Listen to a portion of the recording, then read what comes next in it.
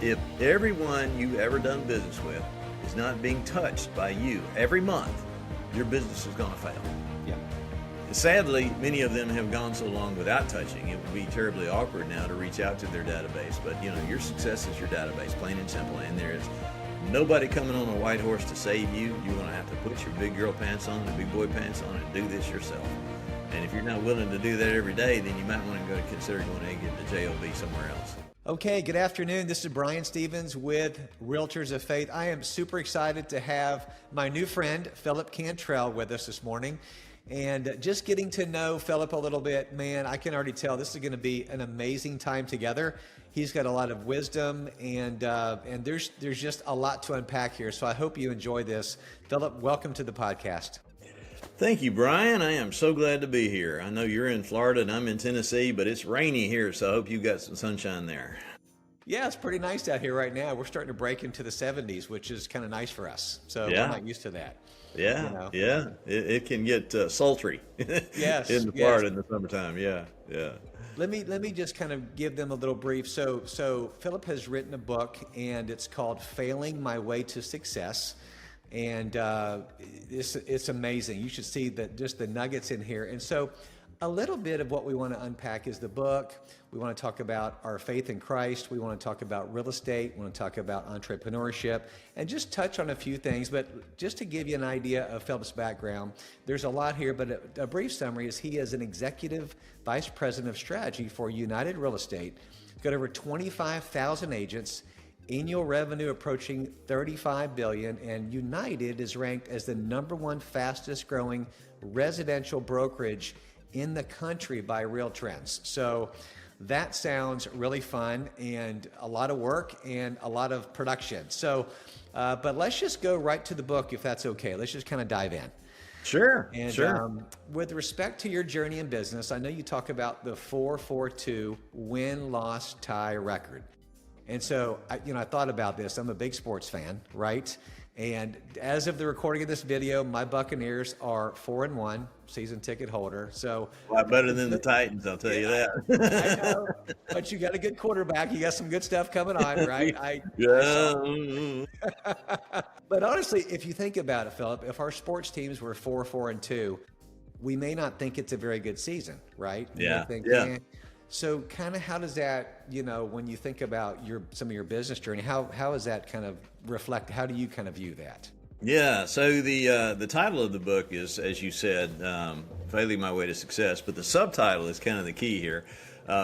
Lessons from 42 years of winning and losing in business. And what I have tried to do, Brian, is basically record all of my failures and all of my wins and say, these are the lessons that I learned along the way. I can give you a business precept and describe it for you right out of the textbook as good as anybody. But if I give you a story that goes with that, of what actually happened to me and how I stepped on this pothole and twisted my ankle, perhaps the next generation that reads that can avoid stepping on that same pothole. So that was the mission there.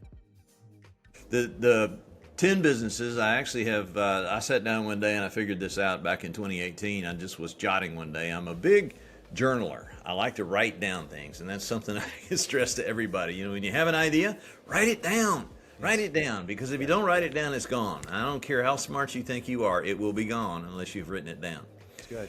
And I sat down and I wrote out the number of businesses that I had founded, and I came up with the total number of 10 separate companies that I founded in my career in 2 separate industries. I spent 19 years in commercial printing before I got into real estate. The commercial printing was sort of the family industry where all the family contacts were and that sort of thing. So, lazy college kid coming out of college, you can actually gravitate toward what's easy.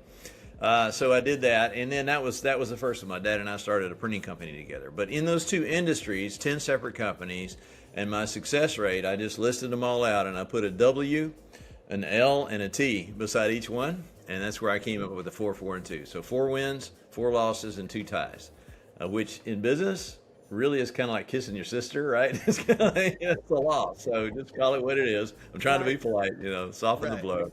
So really it's 4 and 6. So you could say I'm a loser, but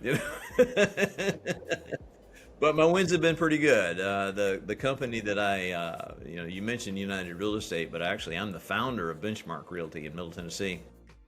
We're also in Kentucky and Alabama and Georgia now.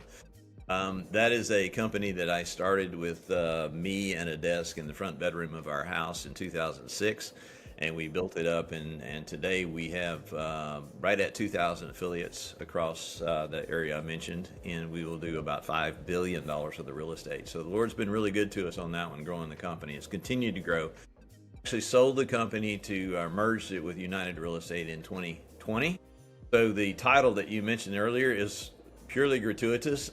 To keep the old man involved in the business. Great, you know? man. Sounds great. Yeah, but I do help advise their overall larger strategy on a national basis, which is kind of fun. It's kind of fun. It gives me the ability to extend and continue influence, even though beyond these geographic boundaries here in Tennessee, which is really fun.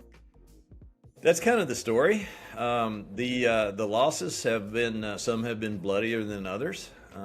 Some have been what I would call incremental or slight losses. Those kind of fold more toward the ties, I guess you would say. But some of the losses have had major zeros behind them. We can dive in that as deep as you want to, but the whole point of this is that, I've had my liquidity event. And so I really am not going to get any more than a salary going forward from the company that I founded and built. Well, why do you keep showing up for work? Well, I keep showing up because I feel that people in this role, and we see it over and over again, people in my position, they take the money, they go to the farm or the beach house or whatever, and they just kind of quietly fade away. And that's fine. There's nothing wrong with that. But I also believe that we have a moral obligation to transfer what's in here to the next generations coming on behind. My strongest center North Star is that I have to leave everything I enter, every relationship I enter, my goal is to leave it better than it was when I came there, when I found it. So that's how I view this. So taking that information with me to the beach house, who is that helping? That is not helping society. And I think that we have an obligation as leaders to share our knowledge freely with as many people as necessary. And, that is biblical, right? Yeah. It absolutely is. Yeah, you're being generous, right? You're just out of generosity of your time, right? Like you said, you could go retire on the beach, but the truth is when people retire too early, and retirement's not in the Bible. You and I talked about that in our 100% conversation, but it's like you said, it's just about helping other people in God's timing. And when you can go pour into others, I think of God was generous when he gave Jesus. Right? Yeah. I mean, he sent his one and only That's son. the ultimate generosity of giving your own son to help the whole world. I mean, that's the epitome of generosity. Yes. Yeah. So that's what you're doing with your time is generous, and you were generous enough even to meet with me today. So I love that. That's really good how you can kind of pass that on. So 4 wins, 4 losses, a couple ties. If you had to sum up maybe something about the losses or the ties, which again, kind of behind us, you put them behind us, you learn from them, you get back up. What's something that kind of hits you, maybe who's somebody who's suffered a recent loss, who's watching this, business-wise or entrepreneurship? What would you tell them as they're trying to stand back up quickly? Anything? Yeah, a lot. First of all, we have to understand and fundamentally embrace that failure is going to happen at some point in your life and your business career. It's just it's there. It's Satan. It's the way the world works. People are going to try to combat you. In fact, I use an interesting analogy in the book that people are herds. They're kind of like a flock of chickens. When one chicken gets a little damage on him, the others will turn on him and peck him to death. And so the point there is that when one person stands out from the crowd, when one person tries to go ahead of the crowd, when one person tries to actually improve themselves, then they immediately get attacked by others. And that's what I call the attack of the naysayers. There are going to be people that criticize you. There are going to be people that say, don't do that. You shouldn't do that. You can't do that. That's illegal. First they laugh at you, then they criticize you, then they attack you. That's the series that it goes through every time. And you have to know confidently, hold your head up, that is going to happen, particularly when you begin to attain a certain level of success. And they will have if you do anything outside the norm in our industry, you're in real estate, I'm in real estate, our industry is really bad about this, that you can't do it that way. And the answer is usually because we've never done it that way, That's right? Which Yes. is a dumb answer. It's a Right, dumb right, reason for true. not changing. Yeah. So it's a constant process of improvement, modification, improvement, modification, improvement, modification, knowing all the while that you are going to be attacked. And that you will make mistakes. You will make mistakes and they will fail and you will be face down in the dirt. And that's number one when the Lord comes into play in your life. Yes. You know, I had a really interesting, I started Benchmark in 2006 and we were primarily focused on custom home builders in Williamson County, which is Franklin, Brentwood area. It's now the 12th wealthiest county in America, believe it or not, right here in the middle of Tennessee. And so we were dealing with high-end builders and built a team up to about 13 agents, and I thought I was going to die fat and happy doing that. Well, late 2007, guess what happened? Okay, Yeah. the crisis began to creep in, and then we realized it hit the high-end stuff first, and it hit so hard, so fast, it's like somebody flipped the light switch off and forgot to tell us the store had closed. Yeah. Literally, the phone just instantly, like from one week to the next, stopped ringing.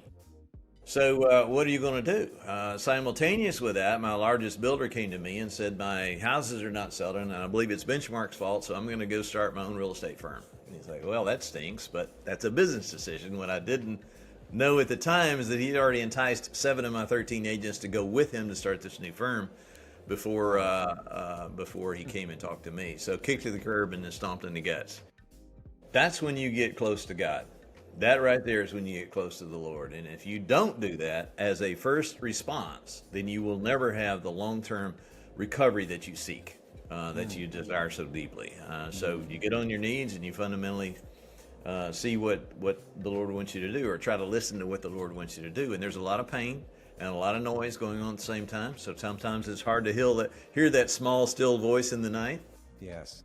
But you have to remain steadfast in that. And so in my case, what we came up with, and I say we, I'm talking about me and the Lord, what we came up with was, hey, let's look outside this geographic area and figure out what is the model that really works in other major markets. And so we reformatted, that would have been in December of 2007. In January of 2008, I rewrote the business plan. And we switched our model from an 80-20 split to a fee-based model, or we just charge a fee per transaction up to an annual cap. And we relaunched February 1, 2008 with 5 agents, including me, literally staring at the abyss. Wow. Of the economic recession that was coming. And I think all of 2008, we sold about $5 million worth of real estate, and I probably did 4.5 of that myself. Right. Yeah. So those times are, when you have times of crisis like that, they are really what challenge you in your faith. They're really what challenge you in your security in yourself. And the security in yourself is not self. The security in yourself is given to you by the Lord. So that's how we get through those things. That's so good. That's so good. We do grow in those times, right? That's when we grow the most. If we say, God, what are you trying to teach me out of this? Like you said, and we Absolutely. seek His face. It's like, all right, you got back up. It's like, Lord, all right, what's next? You're seeking wisdom. You're seeking Jesus. Like, what can I do next? Yeah. So Progress does not happen in times of peace. Progress happens in times of turmoil and stress. Yeah. That's when you really sharpen the saw. That's when you really turn iron into steel. It's by constant pounding and constant flailing is how you become tougher. And just look at it put it in medical terms. Okay, penicillin was discovered in wartime. Medical advancements happen during times of crisis in wartime, not really during times of peace. They come, but they don't come as rapidly. So they come very rapidly in times of stress and turmoil. But the key is to remember them, to write them down, to not forget them, to not ignore them, to not say, okay, I made it through that and forget about it. You cannot do that. You have to internalize them and you have to document them. In fact, this is my little binder. I carry my little binder with me, my little black book with me everywhere I go to write stuff down. And I have it out here. I know you are interviewing me, but guess what? I'm going to learn something in this process too. So therefore, I've got it ready to make notes when I need to make notes. And that's a skill set I cannot tell you how important that is to my career and my life. I'm taking notes, no pun intended of that. I just listened to a couple sermons yesterday on podcasts, and they're like, write it down, write it down. Rick Warren says, what? The shortest pencil is better than the longest memory. He says, what, and you forget, what is it, 93% of what you hear within 72 hours, or whatever that number is. Yeah. So thank you for challenging me to get back and write stuff down more. Well, good. Needed to Good. hear that. Yeah. So in the book, you talk about the framework, the 4 cornerstones of success. What are they, and which is the most crucial to those, the cornerstones of success that really kind of stands out to you today? That's a softball question right there. Well, I like underhand pitches, man. I want to just serve one up to you, Well, I appreciate that. So listing them real quick, and then I'll go through each one. So it's observation, delegation, working smart, and compassion. So let me kind of peel back the layers on each of those. And these are just, again, from my own notes over a long period of time, and then trying to put a label on them. And so not something that I read somewhere and I'm regurgitating from my own efforts here. This is something that I came up with on my own. So not coming from, let's start with observation, not coming from the real estate industry, coming from the commercial printing business. I'm not from this industry, so therefore the traditional ways of doing this are not really attractive to me. They don't grab me. But what I look at are other best practices that are happening in other industries that can be applied to this industry, can be applied to this business. And even the individual practitioner can do this on their own. What are the best marketing practices that are deployed and employed by other industries? What are the best scheduling practices? What are the best showing practices? All these, everything, as I said early on, has already been done. We just have to be humble and understand that we are not the holder of all wisdom, that we need to draw upon others' wisdoms and others' progress. So that's the observation part.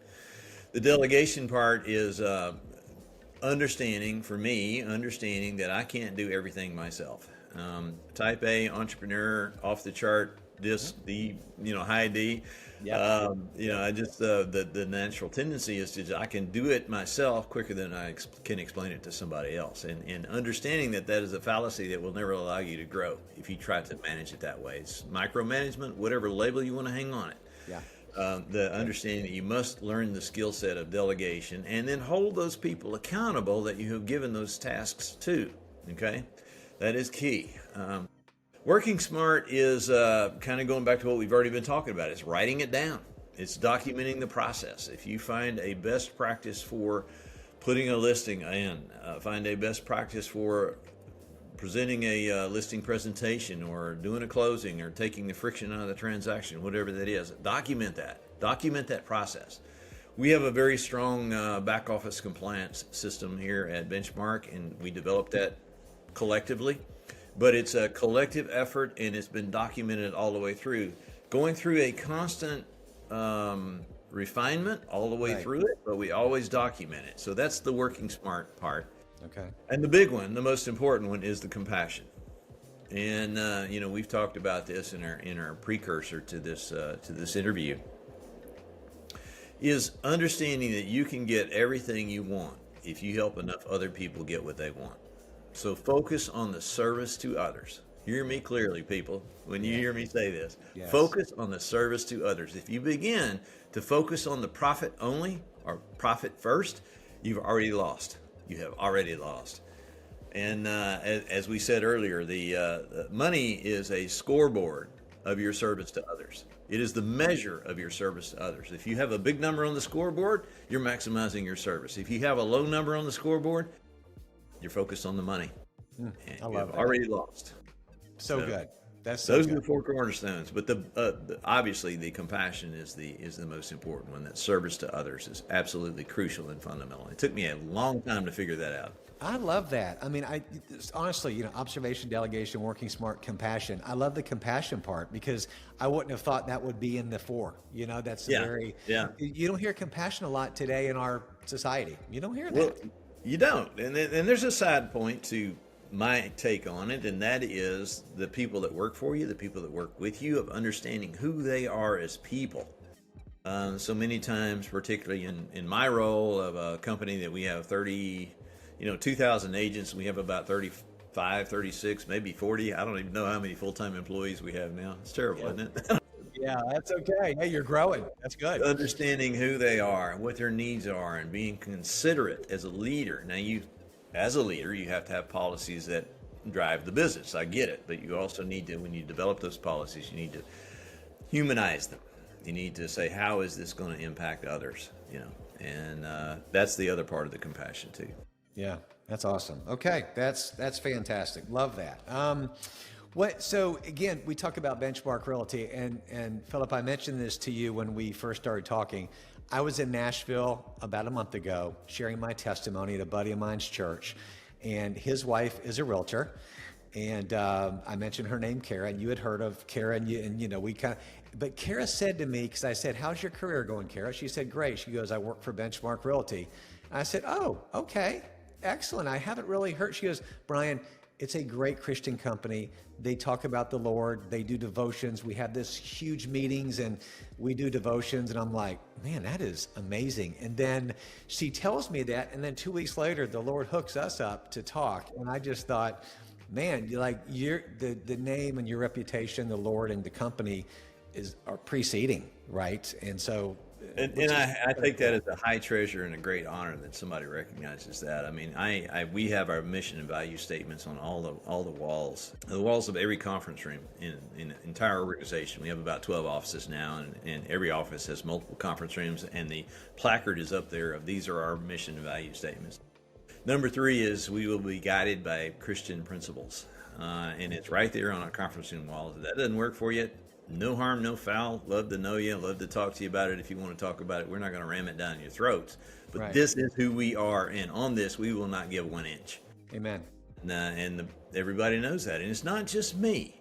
Right. We have been blessed to be surrounded by staff, team members, and leadership that believes the same thing. In fact, I was talking to the president of the company a while ago. When I stepped aside as CEO, I go by the title of founder now, but when I stepped aside as CEO, I passed the day-to-day activities over to a man named Scott Rowland. And every time we have a conversation, it's like, I can't believe this. This is the thought I had. And then the Lord has given me the same thought simultaneously, even though we were separate. Wow. We were talking about, we just completed our expo, which is our big annual event this past Monday, which is why I had to postpone this interview last week. But we had about 500 agents that showed up. We had 75 vendors. We rented the Franklin Marriott over here. We had buffet lunch, the whole bit. Big deal. It's a big deal. Yeah. And I said, okay, we need to go ahead and book the hotel now for next year. And we could have a bigger turnout if we didn't do it during spring break. So we were talking about that. And then I said, we probably need to have a speaker, and so we need to think about who's speakers. And he mentioned a name, and I'm like, you got to be kidding me, because that's the name that came to me in a dream last night of who that speaker's going to be. So she doesn't know it yet, but she's about to get a call from Phillip and see if we can hire her for next September. Wow. Hey, that is so cool to align like that in the spirit. I mean, how the Lord it's confirmation, Absolutely. It's a God thing. It's just every time, and I see it over and over and over again. And I think the key to that is recognizing what that is, and not falling into the mistake, as so many make, of it's my own wisdom, my own largesse, my own talent. Yeah, you have talent, you have wisdom. God gave you those natural talents. It's your job to sand on them and polish on them and make them as best you can. But the basic seeds all come from a higher source, period. Yeah. And you have to admit that and understand that. Yeah, and it's been the foundation of your business, and still is today, this day. I can see that. So, how is your faith in Christ? Because you've been a believer for how long? I mean, try not to call out your age. I can do the same thing, but you've been walking with the Lord for a while. Well, you can call my age if you want to. It's 66, so I'm older than dirt. See the gray hair? I just hit the 60s club myself in April, so I know what you're saying. So, congratulations on having a birthday. I had a drug problem when I was a kid. I got drugged to church every time the doors were open. So I had, you've heard that. It's an old joke. That's good. Mine was different in the real way, but that's a whole nother story. Anyway. I understand completely. I was baptized as Free Will Baptist when I was 8 years old. But, at 8, it's kind of like what you're expected to do more than what you really understand what you're doing. So I could say that my real turning point happened when I was 12. at Camp Ridgecrest in North Carolina. And got rebaptized and I fell away during college, as so many people do. Had a divorce, and for a long time I talk about this in the book a little bit, but I don't want to step on anybody's toes here. But I had a bad first marriage. I'm on my second marriage now, for 25 years on the second marriage. Amen. Awesome. 15 years with the first marriage, and just that unequally yoked thing that's talked about in the Bible. Y'all better listen to that, because that is absolutely true. True. We were unequally yoked, and so during that 15-year period, I kind of had a hiatus from anything to do with the church. And so, current wife, moving ahead, she brought 3 kids to the marriage. I brought 1 kid to the marriage. We are a happy blended family, as much as you can, being as old as we are. We're happy. Yeah, that's awesome. What a great testimony. That's awesome. So, and so faith has been everything for you in your foundation, in your success, and not just in your success, in your walk with the Lord. So if, we've got some real estate agents that are struggling maybe right now in their business, the market's iffy right now, kind of, but we're still plugging away. God is faithful. He's Jehovah Jireh. He's our provider. And I know your market, by the way, I talked to Kara the other day, and she said it's still crazy, like multi-offers and things are still kind of nuts in your market too. But somebody who's struggling, because I heard this the other day, I heard a couple stats, 69% of agents today have not sold one single house. I heard the other day 74%, which was a new number to me, and both are reputable. So maybe it slid that way because here we are, October. And I hate that. I don't feel, I like getting my unfair share of market share. I'm all about that, believe me, as a producer. But you never want agents to struggle, honestly. And that's the reason we're doing this podcast. So what would you, some advice you would give to somebody struggling in their business today? As a broker, realtor, as a leader, what would you say? Well, if you're in the Middle Tennessee area, I'd say join Benchmark. We'll fix that for you. But there you go. There's your solution. Yeah, you need to hop on the Benchmark. Easy fix. No, I get what you're saying. We are actually now in year 4 of just bumping along the bottom, and I'm not sure it's going to get better. But what we have found here in our business is that we've developed a mindset of stop waiting for other people to fix this. You have to take personal responsibility for your own career and your own life and your own livelihood and feeding your family. And so going back to the message of constantly polishing and honing and sanding and polishing and honing and sanding to become better at your craft, at your profession. What we have in this industry, particularly in Tennessee, is it's way too easy to get a real estate license. It's way too easy to stay in this business, and it's way too easy to become a managing broker in this business.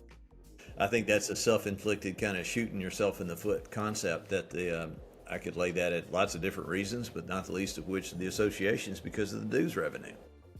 See, they want lots of people so they can continue with the dues revenue. I get it, but as an individual, we have to take personal responsibility. The sitting around and waiting for things to happen, I put a statistic out there the other day. Everybody wants to know about leads. I got to have leads. I got to have leads. I got to have leads. That seems to be the panacea for correction to get through this tough market. Yeah. 48% of leads are never responded to, and 72% of leads are only responded to one time. And we know statistically it takes 5 times before anybody responds to you.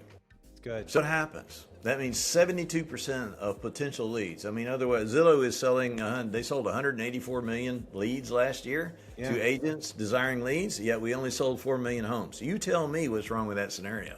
Right. The math just doesn't work. It's a follow-up problem, right? It's a follow-up. It's a work problem. Get on the phones and work, right? Pick up the stupid phone and talk to your people. Yeah. If everyone you've ever done business with is not being touched by you every month, your business is going to fail. Yeah. And sadly, many of them have gone so long without touching. It would be terribly awkward now to reach out to their database, but your success is your database, plain and simple. And there is nobody coming on a white horse to save you. You're going to have to put your big girl pants on and big boy pants on and do this yourself. And if you're not willing to do that every day, then you might want to consider going and getting the JOB somewhere else. Right. Yeah. Hey, thank you for being direct. I totally agree. I just I put know out you do. something because I've talked about people. Hey, what is your team doing for us? What is your team? What is your brokerage? I'm like, that's all good. But I put out something the other day, daily disciplines of an agent, right? And I just, what I've learned, and I said, I'm not going to go over it right now. This is about you, but make your calls, do social media posts, do open houses, show up, touch your database, right? And then I talked about our company. Then I talked about, the brokerage. But the first thing was, you got to do the work, man. You That's have to right. do this because you're self-employed. If you don't sell, you don't eat. Right. So it's You are the CEO of your own corporation. yeah, You know, and if you're not acting like a CEO and hiring and firing accordingly and engaging in the right marketing plans accordingly, then you're going to get fired as a CEO. yeah, It's that simple. Yeah. true. Yeah, it blows my mind. I mean, people will come to me sometimes, and I haven't had it lately, but they come to me and say, "Oh, my business is in the toilet, and I just can't figure out what's going on. Can you help me?" And my first question I ask them is, "What does your database look like?" And I can tell by the way they answer that question what I'm dealing with. Because 9 times out of 10, they're making something up. Like, oh, well, it's great. And I said, well, tell me more about how great it is. Exactly how are you utilizing the CRM that we give you? Exactly how are you reaching the people? What of value are you offering them? Yes. And, the ability to, with the new changes in rules and regulations that we've had because of the class action lawsuits, a lot of agents are really struggling with a conversation with the buyer representation agreement. You have to do that on the front end now. We didn't have to do that before. You didn't ever have to do it in Florida, Right. but now you have to, and so you can't just go in and say my services are free and get in my car and let's go. It's not that easy anymore. So Right. that I think is a big reason why a lot of them are struggling. Yes. They haven't been able to articulate their own value proposition. Good. Yes. I stood up in our annual summit in February of 2020. This is before everything got locked down in 2020. And I said, I exposed the team, and this was probably 400 people in the room, 400 of our agents. I said, this is the lawsuits that have been filed. This is what's coming. This is what the plaintiffs want. And they're probably going to win simply because what they're basing it on is fact. And the fact that we followed the required rules and contributed all our listings to MLS is probably considered collusion in some circles. Yeah. So that was the basis of the lawsuit. And I told them that day, I said, the days of guaranteed shared compensation are going to disappear within the next 2 years. And look what happened. Wow. So we've been hammering on this and hammering on this and hammering on this. And to the agents out there, if your broker doesn't have any idea what I'm just talking about, what we're just talking about, find another brokerage. Right. Yes. Right. DXP led the charge on the forms changes, and we Right. copied right along behind them. So Yes. we're Yeah. doing the same thing. So Yeah. and that's where circling back around to your initial conversation about people that are suffering. How do you deal with that? What advice do we have for them? Pay attention to your business. It is a business. And continue to seek out every source that you can to improve your skill set. And you'll win. You'll win even if you do that halfway. You'll win because the other half is not doing it at all. And that's my advice. That's good. Thank you. Yeah, that's awesome. That's awesome. And then, hey, this has been amazing. And man, there's so much more I could ask you, but I want to respect your time too, because there's so many different ways we could go down. You and I have got a few years experience in the business. What's one piece of advice you wish you knew like 30 years ago that you could like pass on to somebody else, whether it's to your 30-year-old self? I've heard that, but like, what's something like a big nugget, and you've given me so many today, that you would want to pass on to somebody else? We talked about a lot for sure. I think that the main thing I'd like to get across also, and it kind of dovetails into what we just were speaking of, is the value of minor course corrections and how important it is when you seem like the incremental course corrections are not really, or incremental improvements in what you're doing in your daily activities are not really not having effect. But just keep in mind, let's use math to illustrate this, okay? And I do this in the book, but so 1 to the 365th power is what? It's 1. One still. Okay, so 1 365 times is still just 1. Right. So no improvement, no change at the end of the year, 365 days in a year, okay? If you do one thing extra, 1%, 1.01 at the end of the year is actually 42.6. Okay, so you can have a 40% improvement in your productivity and your outcome simply by making a 1% improvement. But wait, it gets crazier. 2% improvement at the end of the year equals 1,377. So a simple 2% improvement in your daily activities, your daily productivity, equals nearly 1,400% improvement in outcomes at the end of the year. Huge. That's called compounding yourself, right? That's right. I mean, that's right. And it's a conversation a lot of people have a hard time understanding until they actually sit down with a calculator. 2%, you have a 1,400% improvement. There you go. that makes a better you for you and a lot of other people, you know? And Think what that does for everyone around you, right. for everyone in your family, for everyone in your business, for every life that you touch. And you believe if you can do that, the world won't be a better place when you are gone. Right. 1,400% better. And here's the thing, it's not always like frills and sexy and like you're out there, right? It's stuff that you're in the grunt work, right? You're doing the stuff that is boring sometimes, right? Well, absolutely. You have to embrace the boring. You have to absolutely embrace the boring, because the discipline is what gets you through the tough times, gets you through the failures, gets you through the hardships. It's the discipline of it. And I can give you 1% improvement right now just as a tip. If you'll sit down at the end of every day and you will write down the 5 most important things for you to accomplish tomorrow, and if you do that every day, in a year, you will have at least 100% improvement in your income. I love that. Wow, man. That, you know what? Drop the mic. That's so good. Write it down, journal. Okay. That's right. Got through. So, Phillip, thank you so much. Seriously, this was a real honor for me. And me too. This was great. How do people connect with you? I'm going to put some of your information below, but anyway, any way to connect with you, what's best?